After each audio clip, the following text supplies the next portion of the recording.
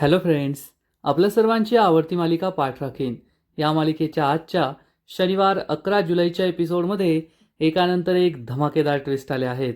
Friends, आजचा episode खूप भारी होता. मग नेमकं घडलंय तरी काय? तर आजच्या एपिसोडमध्ये चक्क प्राजक्ताचा पाय मोडलाय. प्राजक्ताला भाग्याच्या लग्नात जायचं नव्हतं. तिने चारूला वचन दिलंय, पण भाग्याची इच्छा होती की प्राजक्ताने तिच्या लग्नात यावं. मग काय करायचं हाच मोठा प्रश्न प्राजक्तासमोर होता. त्यामुळे प्राजक्ताने जाणून बुजून एक भली मोठी जड बॅग स्वतःच्या पायावर पाडून घेतली आणि तिचा पाय मोडलाय. त्यामुळे प्राजक्ता गेली हॉस्पिटलमध्ये आणि इकडे भाग्याच्या लग्नाचे विधी सुरू आहेत. पण प्राजक्ताशिवाय भाग्याचं मनच लागत नाहीये. त्यामुळे सगळेच खूप टेन्शनमध्ये आहेत. मग हे सगळं नेमकं घडलं तरी कसं हे जाणून घेण्यासाठी हा व्हिडिओ शेवटपर्यंत नक्की पहा. फ्रेंड्स, आजच्या एपिसोडच्या सुरुवातीलाच भाग्याच्या लग्नाचा दिवस उजाडलेला असतो आणि भाग्या ही नवरी मुलीची साडी घालून तयार असते. ती साडी नेसत असते आणि तिच्या मैत्रिणी म्हणतात, चल भाग्या, आज आम्ही तुला तयार करतो. आज तुझं लग्न आहे ना, तुला आम्हीच तयार करणार. पण तेवढ्यात भाग्या म्हणते, नाही या, मला फक्त प्राजक्ता तयार करणार. आमचं आधीच ठरलं होतं की माझ्या लग्नाला तीच मला तयार करेल. आणि तेवढ्यात प्राजक्ता तेथे येते. प्राजक्ता खूप इमोशनल होते की मी भाग्याच्या लग्नाला नाही थांबू शकणार आहे. तेवढ्यात भाग्याची एक मैत्रीण म्हणते, ती आली प्राजक्ता. भाग्या प्राजक्ताला पाहून खूप खुश होते. तिला हात धरून रूममध्ये घेऊन येते आणि म्हणते, प्राजक्ता, आता तुम्हाला शेवटच्या वेळेस तयार करणार आहे बरं. आज माझं लग्न आहे आणि आपलं ठरलं होतं ना की माझ्या लग्नासाठी तूच मला तयार करशील. हे ऐकून प्राजक्ता खूप इमोशनल होते. आधीच मी भाग्याच्या लग्नाला जाऊ शकणार नाही यामुळे ती खूप इमोशनल झालेली असते. भाग्या तिला विचारते, प्राजक्ता, तू माझी पाठराखीण आहेस ना, आणि आज माझं लग्न आहे. मला सोडून बिलकुल जायचं नाही बरं का. नेहमी माझ्याबरोबरच राहायचं, मी सासरी जाईपर्यंत. हे ऐकून प्राजक्ता खूप इमोशनल होते. तिला आठवतं चारूने तिला काय सांगितलंय. चारू म्हणाली होती, असं म्हणतात की आईने मुलीचं लग्न पाहू नये, पण आज भाग्यश्रीच्या बहिणीने तिचं लग्न पाहू नये अशी माझी इच्छा आहे. हे सगळं आठवून प्राजक्ता रडू लागते आणि भाग्याला घट्ट मिठी मारते. या दोघी बहिणी ढुसमुसून रडू लागतात. त्यामुळे बाकीच्या सगळ्या मैत्रिणींना सुद्धा वाईट वाटतं. भाग्या म्हणते, प्राजक्ता प्लीज रडू नको. अजून मला सासरी जायला वेळ आहे. अजून तुला मला रेडी करायचंय, मग आपल्याला कार्यालयात जायचंय, तेथे माझ्या लग्नाचे विधी होतील, मग मी माझ्या सासरी जाईल. अजून काही मला जायचं नाहीये. त्यामुळे तू अजून आत्ताच रडायला सुरुवात करू नको. आणि तुला रडताना पाहून मी सुद्धा रडेल. मग माझा मेकअप कसा व्हायचा? चल बरं, मला तयार कर. प्राजक्ता म्हणते, हो, आज मीच तुला तयार करणार. आणि प्राजक्ता ही भाग्याला आरशासमोर घेऊन जाते आणि तयार करण्यासाठी खुर्चीवर बसवते. प्राजक्ता भाग्याला लग्नासाठी तयार करण्याची सुरुवात करते. सगळ्यात आधी ती तिच्या हातात बांगड्या घालते, मग तिच्या गळ्यात हार घालते, मग नाकात नथ, टिकली आणि मेकअप. प्राजक्ता भाग्याला अतिशय सुंदर तयार करते. आपल्या आयुष्यातील सगळ्यात मोठ्या दिवसासाठी, लग्नासाठी भाग्या तयार झालेली असते. तिला पाहून प्राजक्ताला खूप आनंद होतो. आणि तेवढ्यात तेथे तृप्ती, चारू, आजी सगळ्या येतात आणि भाग्याला पाहून सगळ्या खूप खुश होतात. आजी ही लगेच प्राजक्ताला इशारा करते. प्राजक्ता तेथून दूर जाऊन उभी राहते आणि तृप्ती म्हणते, अगं बाई भाग्या, खरंच किती छान दिसतेस तू. प्राजूने तुला किती छान तयार केलंय. प्राजूचं नाव ऐकून आजीला खूप राग येतो, पण भाग्या मात्र खूप खुश असते. आणि भाग्याला आनंद झालेला असतो कारण प्राजक्ताने तिला खरंच छान तयार केलंय. चारूसुद्धा खूप खुश होते. तेवढ्यात आजी जवळ येते आणि म्हणते, अरे वा, आमची नवरीबाई तर आज किती छान दिसतीये. नवरीबाई, डोळे बंद करा बरं. भाग्या डोळे बंद करते आणि आजी तिच्यासमोर चक्क एक बोरमाळ ठेवते, सोन्याची बोरमाळ, आणि ती भाग्याला डोळे उघडायला सांगते. आणि ही बोरमाळ पाहून भाग्याला खूप आनंद होतो. ती विचारते, आजी हे काय आहे? तर आजी सांगते, अगं माझ्या भाग्याचं लग्न आहे. आजीकडून एक छोटासा आशीर्वाद समज. आणि ती भाग्याच्या गळ्यात ही बोरमाळ घालते. त्यामुळे भाग्याला खूप आनंद होतो. पण तृप्तीचा मात्र चेहरा पडतो. कुणाला काही दिलं तरी तृप्तीचा चेहरा नेहमी वाकडाच होतो, एवढं मात्र नक्की. आणि इकडे बिचारी प्राजू तशीच उभी असते. तेवढ्यात चारू ही भाग्याजवळ येते आणि भाग्याची नजर काढते. तिला काळा टीका लावते आणि म्हणते, आज तू खूप छान दिसतीयेस. पण बिचारी प्राजू मात्र तशीच दुःखी उभी असते. तिची काही चूक नसताना फक्त ती भाग्यापेक्षा दिसायला जास्त सुंदर आहे म्हणून तिच्या वाट्याला हे दुःख आलेलं असतं.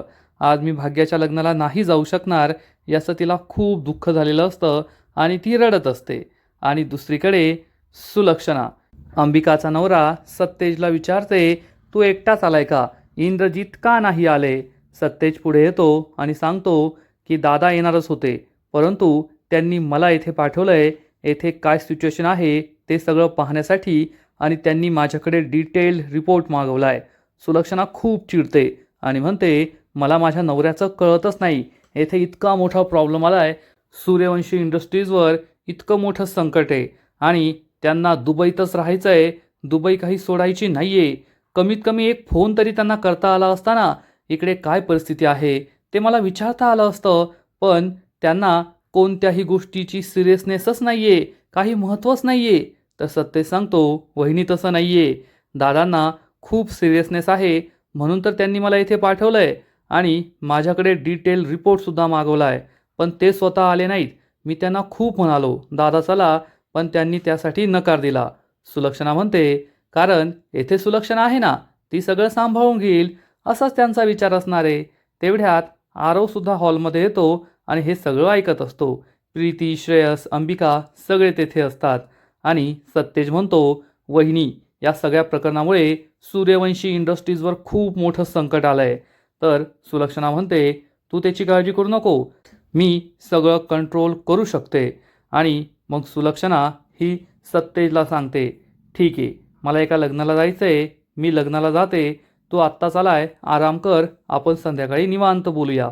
असं म्हणून सुलक्षणा जाऊ लागते तर सत्तेज चक्क तिला थांबवतो. त्यामुळे सगळ्यांना जबर धक्का बसतो की सत्तेजने सुलक्षणाला थांबवण्याची हिंमत केली आहे. अंबिका, श्रेयस, प्रीती, आरव सगळे खूप घाबरतात. सुलक्षणा सत्तेजकडे रागारागाने पाहत असते आणि इकडे भाग्या खरंच खूप छान दिसत असते. तेव्हा चारू तिला मुंडावळ्या देते. प्राजू बाजूला उभी असते आणि भाग्या प्राजूजवळ येते आणि म्हणते, प्राजक्ता, आज तू तुझं पाठ राखीन असल्याचं सगळ्यात मोठं कर्तव्य निभवायचं आहे आणि त्यासाठी तू मला ह्या मुंडावळ्या बांधायच्या आहेत. हे ऐकून प्राजक्ता खूप इमोशनल होते. तर चारू आणि आजीला मात्र खूप राग येतो. प्राजू भाग्याच्या इच्छेप्रमाणे स्वतःच्या हाताने तिच्या कपाळाला मुंडावळ्या बांधते. या दोघी खूप इमोशनल होतात आणि तेवढ्या स्नेहात येथे येते आणि म्हणते, अगं भाग्या, चल लवकर, बाहेर दादा आणि बाबा तुमची वाट पाहताय, त्यांनी तुम्हाला लवकर बोलवलं आहे. आणि मग या सगळ्या घरच्या बायका बाहेर जायला निघतात. परंतु प्राजू तेथेच असते. भाग्या म्हणते, चल प्राजू. आजी आणि चारूला खूप राग येतो. प्राजू ही भाग्याला सांगते, भाग्या तू जा, मी रेडी होऊन येते. आणि या दोघी एकमेकींकडे प्रेमाने पाहत असतात, खूप खुश असतात. चारू आणि आजी म्हणतात, चल भाग्या, आपल्याला उशीर होतोय, आणि ते भाग्याला बाहेर घेऊन जातात. प्राजू तेथेच असते. प्राजूला खूप दुःख झालेलं असतं की आज मला या कार्यक्रमाला थांबता येणार नाहीये, लग्नाला जाता येणार नाहीये. आजी प्रेमाने तिला हाक मारते, प्राजक्ता. प्राजूला असं वाटतं की आजी काही चांगलं बोलणार आहे, त्यामुळे ती मागे वळून पाहते तर आजी लगेच आपले खरे रंग दाखवते आणि म्हणते, तुझं हे अपशकुनी तोंड आहे ना, लग्नात दाखवू नकोस बरं. प्राजक्ताला खूप वाईट वाटतं. तेवढ्यात भाग्या परत येते आणि म्हणते, प्राजू तू आहेस ना माझ्याबरोबर? मला खरंच खूप भीती वाटतेय. आज माझं नशीब कायमचं बदलणार आहे का? मला तुझ्याशिवाय राहावं लागणार आहे, सासरी जावं लागणार आहे. मला खूप भीती वाटतेय. तू माझ्याबरोबर आहेस ना? मला तू हवी आहेस माझ्याबरोबर प्रत्येक क्षणाला. पण प्राजक्ताला आठवतं की चारूने तिला काय सांगितलंय, आज तू भाग्याच्या लग्नाला नाही यायचं. आता भाग्याला मी लग्नाला हवी आहे, पण मामीला नको आहे. काय करावं हाच प्रश्न प्राजक्ताला पडलेला असतो. आणि तेवढ्यात प्राजक्ताला एक कल्पना सुचते आणि प्राजक्ता ही लगेच स्टूलवर चढते आणि कपाटावर असलेली एक बॅग काढण्याचा प्रयत्न करते. भाग्या तिला विचारते, प्राजू तू हे काय करतेयस? तर प्राजू सांगते, अगं मी तुझी पाठ राखीन आहे ना, आता मला तुझ्या सासरी यावी लागणार, मग माझे सगळे कपडे सगळं सामान तर न्यावं लागेलच ना, म्हणून मी ही बॅग माझ्याबरोबर घेतीये. भाग्या म्हणते, अगं पण प्राजू ती बॅग खूप जड आहे, उगस लागेल वगैरे तुला. प्राजू म्हणते, अगं काही जड नाही आहे, मी करेल मॅनेज. भाग्याला तिची खूप काळजी वाटत असते, पण प्राजक्ताचा हाच प्लॅन असतो की ही बॅग आपल्या पायावर पाडून घ्यायची आणि मग जखमी झाल्यामुळे तिला हॉस्पिटलमध्ये जावं लागेल आणि मग तिला भाग्याच्या लग्नाला जाता येणार नाही आणि ही बॅग ती खाली ओढते आणि चक्क स्वतःच्या पायावर पाडून घेते आणि जोरात ओरडते. तिला खरंच खूप लागलेलं असतं. भाग्या घाबरते आणि विचारते प्राजू काय झालं तिला, आणि तिचा आवाज ऐकून चारू धावत पळत तेथे येते. प्राजक्ताच्या पायाला लागले हे पाहून चारू सुद्धा घाबरते आणि प्राजक्ता भाग्याकडे पाहून विचार करते, भाग्या खरंच मला माफ कर, पण मला हे करावंच लागलं कारण मला तुझ्या लग्नाला नाही येता येणार आहे. जर तुझं लग्न सुखरूप व्हायचं असेल तर मी तुझ्या लग्नाला न आलेलंच बरं.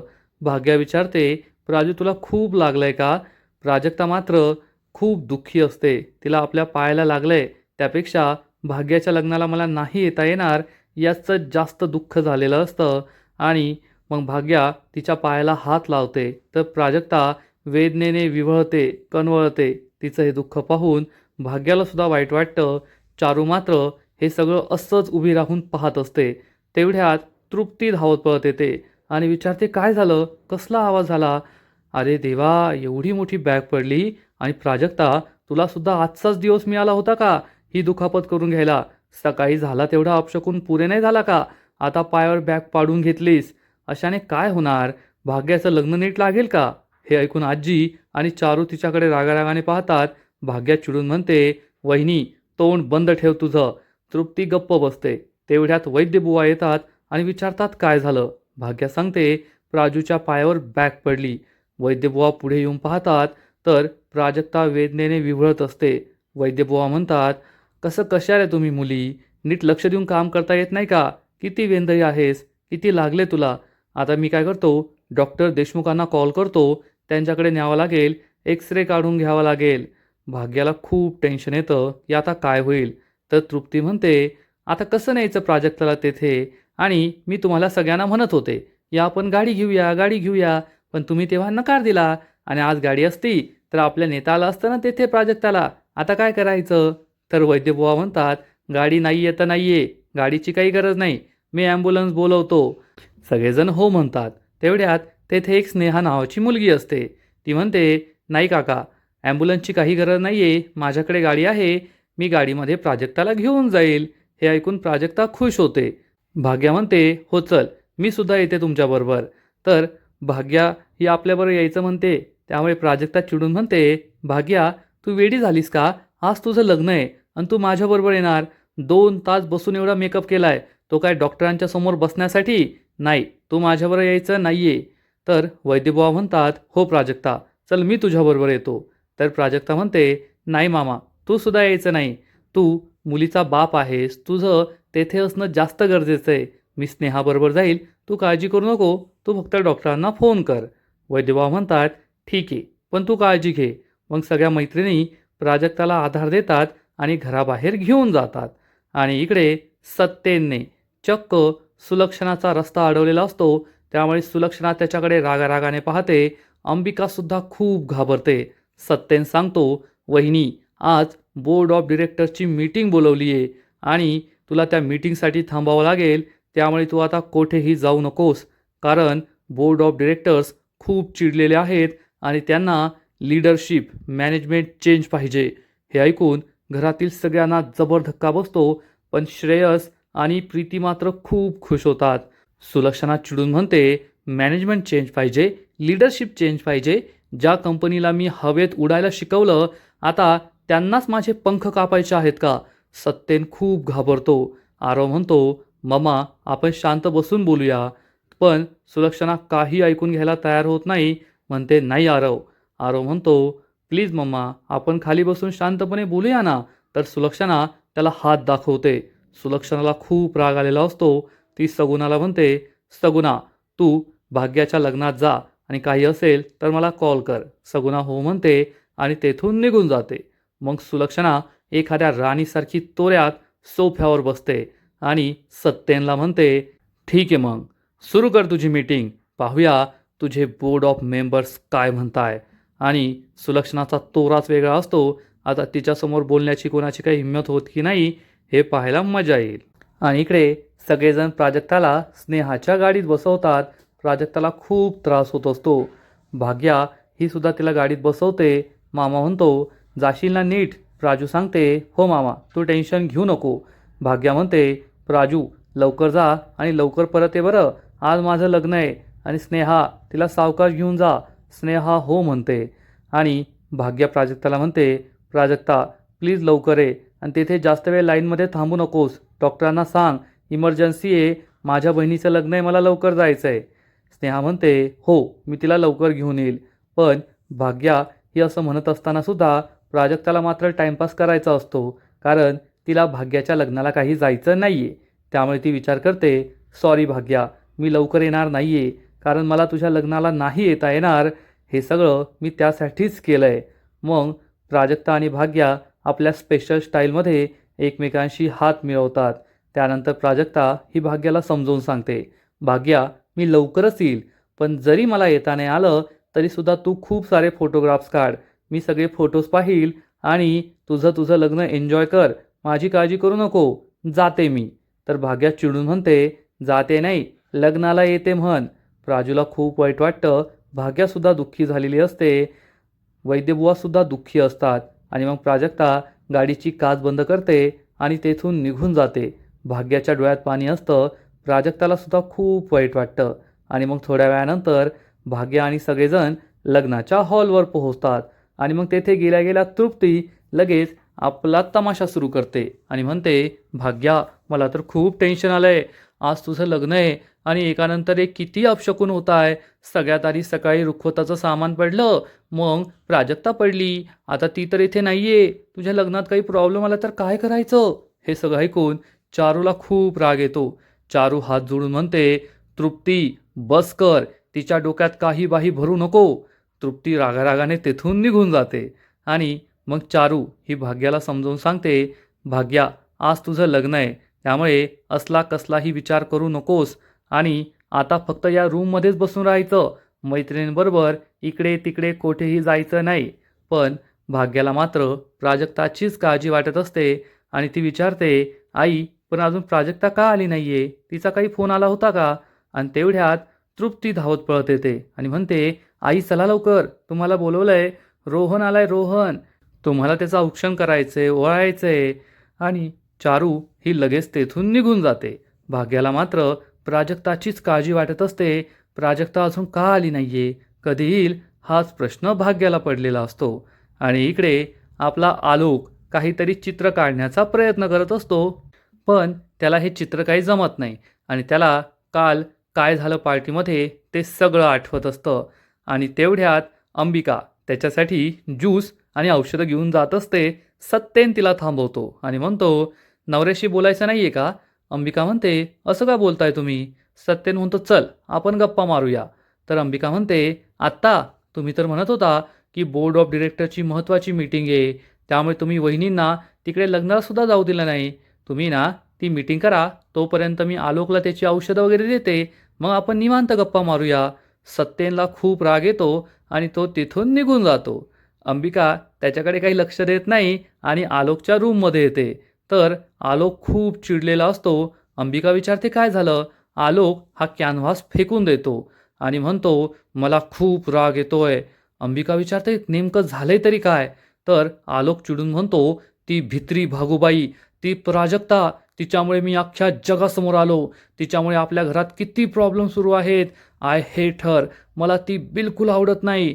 आणि आलोकचा हा राग पाहून अंबिकाला मोठा धक्काच बसतो. अंबिका विचार करते, मोठ्या जाऊबाईंना असं वाटतंय की प्राजक्ता आणि आलोकचं लग्न होईल, पण आलोकला तर प्राजक्ता बिलकुल आवडत नाहीये. आलोक तिला जबाबदार धरतोय सगळ्या जगासमोर येण्यासाठी. मग आलोक आणि प्राजक्ताचं लग्न कसं होईल हाच प्रश्न अंबिकाला पडतो. अंबिकाला खूप टेन्शन येतं. आलोक मात्र चिडलेला असतो आणि आजचा एपिसोड येथेच संपतो. फ्रेंड्स, पाठ राखीन या मालिकेचा आजचा एपिसोड खरंच खूप भारी होता, इंटरेस्टिंग होता.